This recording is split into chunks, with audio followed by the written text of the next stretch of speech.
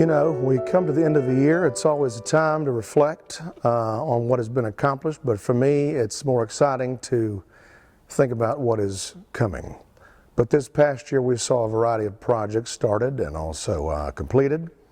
Yes, we are working on our community building, and that has finally started, that process. We are pursuing historic tax credits. So if you're familiar with Pelzer, the Pelzer Heritage Commission did us a real good favor by creating an historic district several years ago. And that district extends to the Monkey Park. Fortunately, because it's there, we will need to expand that area to cover the Wilson Cemetery in the Monkey Park, and then right beside that is the community building, because the structure needs to be part of the National Register of Historic Places. And if you have a building within a historic district, then it automatically is a part of that registry. We also voted to hire Kyle Campbell of Preservation South to be our consultant and apply for those historic tax credits. He is kind of the go-to guy when it comes to historic preservation in the upstate. He has won multiple awards and worked on some pretty significant projects in this area, in the county and elsewhere, and so we're excited to have him. We are taking off all of the vinyl siding that was put on the community building around 1991, and that's the first step. We cannot apply for the historic tax credits until we get rid of all the outside vinyl and expose as much of the original building as we can. So that process has started, and it's so good to finally see something happening with the community building. What do you do when you survive a pandemic as a small, affordable community theater? Well, first of all, you thank the Lord. Secondly, what you don't do is expand, which is exactly what we did. We expanded to Simpsonville this past summer, and they renovated their old school, elementary school, which was originally built in 1939 for Simpsonville High School. So again, another old Milltown High School auditorium. And they said, we want you to be our resident theater company. And I had tried to do this before, and it didn't quite work out. We tried in the past to expand first to Fountain Inn. That fell through. We tried to expand to Easley. That fell through. And so I was a little wary about Simpsonville at first. I thought, when's this hammer going to drop? You know, is this actually going to happen? Because this was my last chance. I was like, listen, if this doesn't work, that's 3 strikes for me. I'm not going to ever expand again or try to.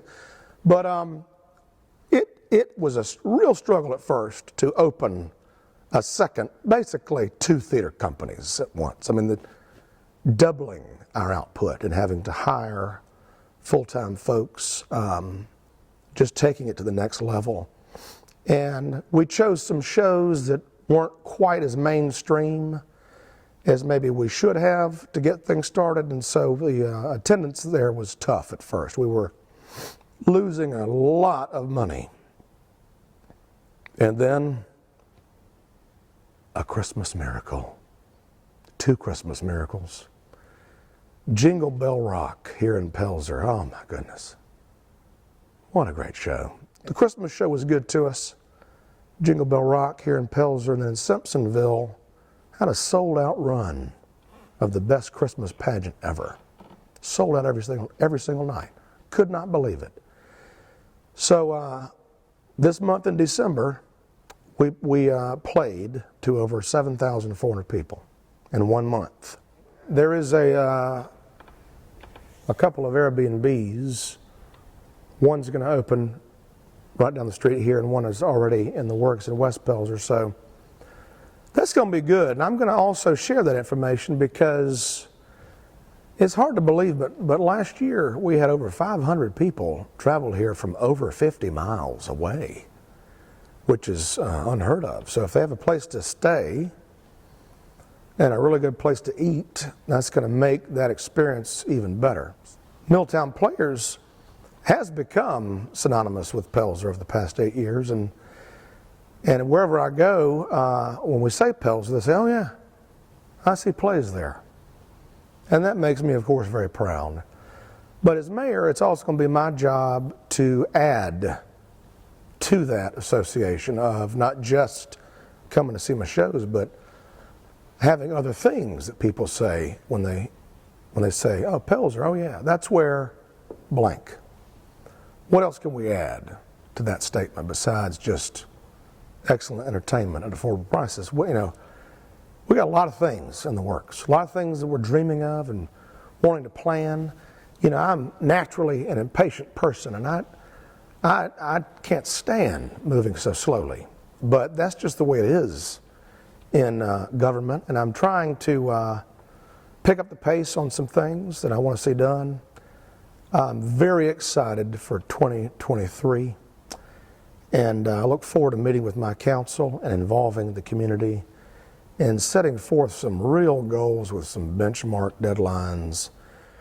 Well, Greg, I'll tell you, the thing that Pelzer residents have always complained about first in the past has been the price of the water bill. Our water bills are too high. What can you do about that? It's always the first question they ask whenever we were asked about what our plans were. How do you lower my water bill? There's a lot of people in Pelzer who live on a fixed income, and that is something that affects them every day, every month.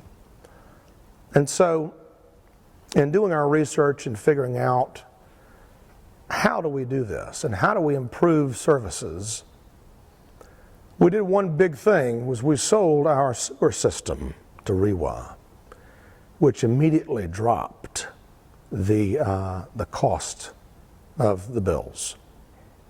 Haven't heard many complaints in a long time, which is great.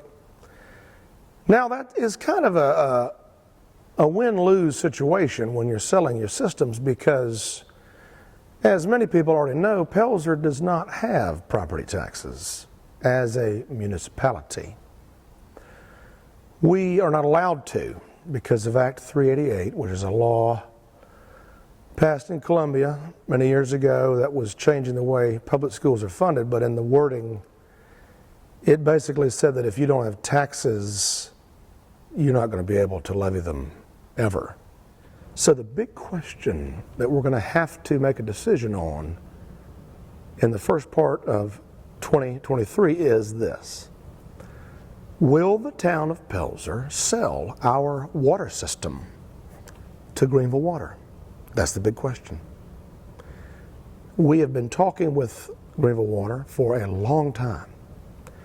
They have proposed a contract for sale. And what does this mean? Okay, well, I'll tell you. It means that Greenville Water would own and operate everything having to do with our water. What is good about that? Well, here's the thing. Our lines are 75 years old. They are old and corroded. And we have so many fire hydrants, most of which were installed in the 40s and the 50s. We cannot afford to pay for the upgrade of our system. $6.9 million would bring Pelzer's water system up to standard of today's standards. And we don't have that money. We never will. And so we could try and piece together some grants and throw the burden of that cost on the residents again, who already were paying for our upgraded sewer system, raising the water bills again. We just can't do all that. We can't do it. And we only have 2 employees that are our maintenance department. And Greenville Water has all the resources and equipment and personnel to handle everything. And they are applying for a big $10 million ARPA grant, which I'm pretty sure they're going to get, to not only upgrade our system, but also to expand it and connect it with the area around us. We're very glad to be on Greenville Water. But other things they're going to do is to create what they call redundancy. So if a section needs to be shut down, you're not affecting most of the town. You know, they've got another source where that water can come from while they're fixing a problem. So I think it's a good idea. I think that we will have improved services. We will not have to spend a dime of the residents' money to do it. We can be free of the maintenance costs of our water system and focus on the other projects that we always wish we could get to, quality of life concerns. So for the residents, it's a huge win. That, paired with the sale of the sewer system, will bring down everybody's bills on average about 30%. If we've just done away with all the income we had from our sewer and water systems, how do we pay for things? That's the big question. Now, I've learned a lot in my short time on council, and we are funded by a variety of sources. But the big things we are going to be looking at next month, we're going to start business licenses for the town that will create some revenue. Not a lot. They're not going to be expensive. But we're playing catch up to our sister cities, West Pelzer and Williamston. We've got some ARPA money, American Rescue Plan Act. Every town receives some. And it's significant. It's a lot of money. So what we're trying to do is to put it to use in a way that we're going to create added revenue for Pelzer. And part of the reason we are renovating the community building first is because once that is done, that will be a highly desirable, appealing, mid-sized venue. And I want to do it right. I want it to be perfect. And one thing I'm excited about, to have that community building reopened, is that we have had the grand opening of a very special business right down the street here. It was the old Pelzer Presbyterian Church, built in 1883. And the structure itself is the only remaining original church in Pelzer. It was bought by this wonderful couple who has spent a lot of time, energy, and money on this structure and this building, and has created a wedding chapel venue and events as well. I hope that once we have finished the renovation of the community building, that will be the place where they can have their wedding reception. So you can have a lovely wedding here in Pelzer at an historic Victorian chapel, and then enjoy a nice wedding reception within walking distance in a newly renovated historic structure. Hopefully we'll be renaming it something like Pelzer Hall. If you look at Pelzer, we are kind of vertically aligned, okay? You have Levy Street, Highway 8, kind of separating things. You've got the lower Mill Village, the upper Mill Village, and then the middle section, right? And oftentimes those three sections don't really connect as they could. I think a trail system would encourage people to get outside, to meet their neighbors, and also be able to go from point A to point B without getting in a car. You can walk there, you can run, you can on a bicycle. So instead of just having a perimeter, I want to see everything kind of weaving in between. There are no updates on the mill sites. Everything that was planned and announced has been put on hold, from what I understand. I don't know what is going to happen. I've been reaching out to the leadership of the Pelzer Heritage Commission, and I want to work with them and try to figure out what we can do to help make some amazing things happen. But Pelzer Heritage Commission is also going to help us out. They're giving us a piece of that riverfront property. That was the old dump site for the town. The Pelzer Heritage Commission has succeeded in securing some huge EPA grants, and that area has been cleaned up, capped, and leveled off and can be another park for Pelzer. But there's also a section where the trail can go there as well. So we're hoping to work more with them in securing these areas that can become part of the green space, the trail system for Pelzer. Everybody wants more parks and trails, and that's what we're going to do too, because it's available. And you know what? They ain't making any more land. So it's important to us that we make the right decisions of what to do with our land here. We have finally established our own planning commission for the first time. And next becomes a Board of Zoning Appeals, a group that decides about zoning. So it's come at the exact right time, because we have seen a lot of interest in property here for residential construction. And we're very excited about that. We encourage that. But what we don't want to have happen is to have these folks come in who've got dollar signs in their eyes and they want to make the most money any way they possibly can. We want to make sure we're protecting the town and having some smart growth. We don't want people coming in here and buying a lot and chopping it up 5 different ways and shoving tiny things on it just to make more money.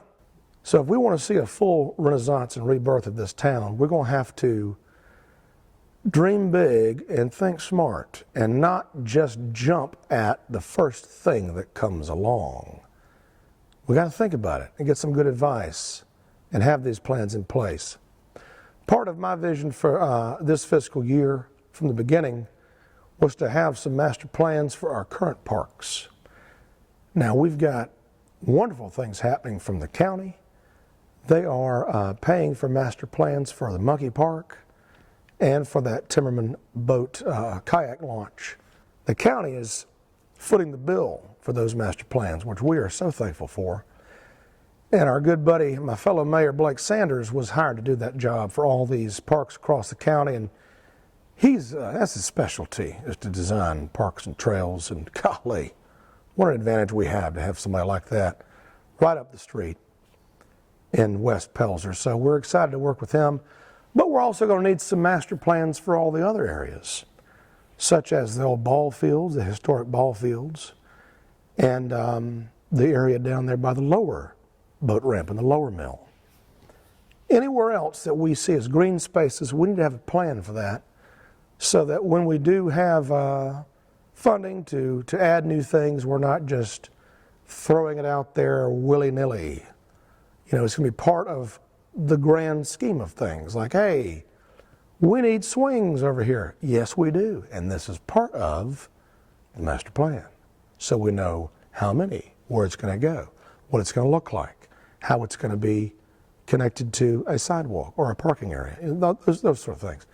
So that's something I really want to get accomplished this year, is to make a grand plan for all of our recreational areas. But the best thing about Pelzer is not its potential, it's not its location on Highway 8 and 30 minutes from everywhere, Saluda River, Milltown Players, blah, blah, blah. Best thing about Pelzer is the people, okay? And we have seen some great things happen from our people this past year. And I want to mention the original Pelzer Light people, also affectionately identified as the golf cart gang.